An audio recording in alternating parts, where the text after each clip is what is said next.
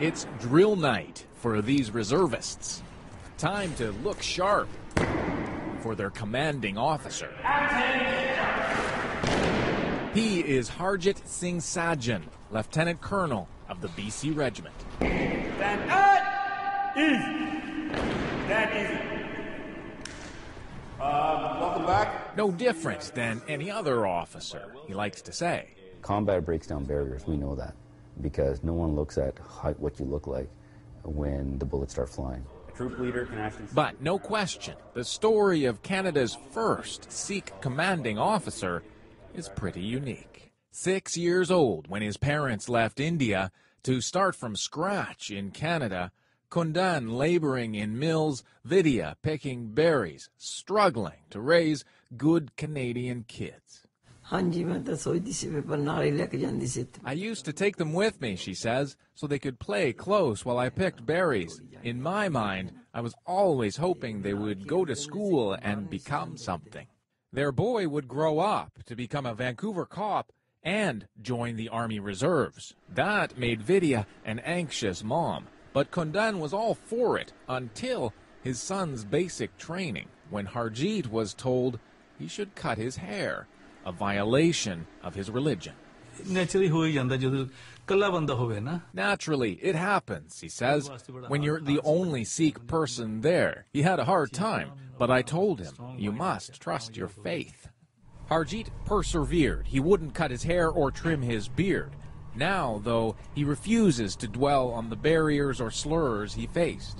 These days, he says, diversity equals military intelligence. It's not political correctness. For the Canadian Forces, it's an operational necessity, and we've proven that overseas. Indeed, in Bosnia and 2 tours of duty in Afghanistan, Sajan proved himself on the battlefield. As a special advisor to a Canadian commander, then an American general. The running joke was, no, I can't, there's no way, how could I be the special advisor looking like this, right?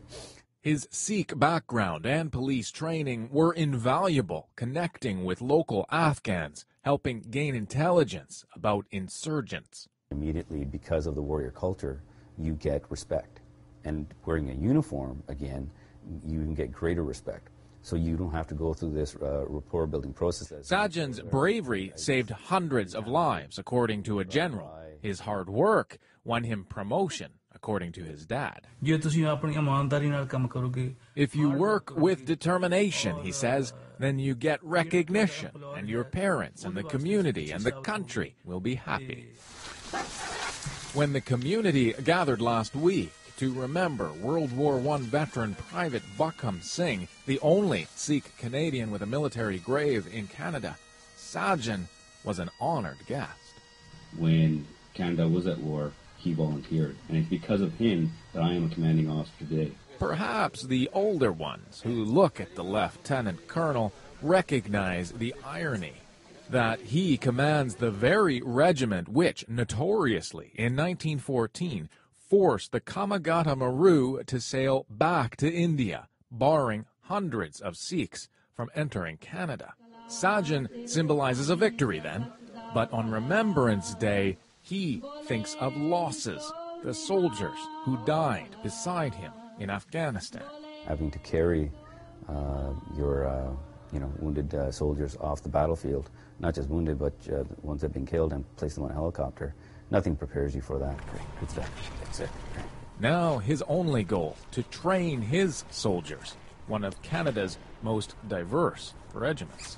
We are all Canadians, and we have every right to serve our country and die for our country as well.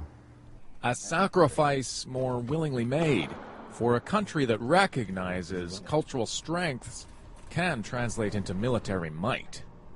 Duncan McHugh, CBC News, Vancouver.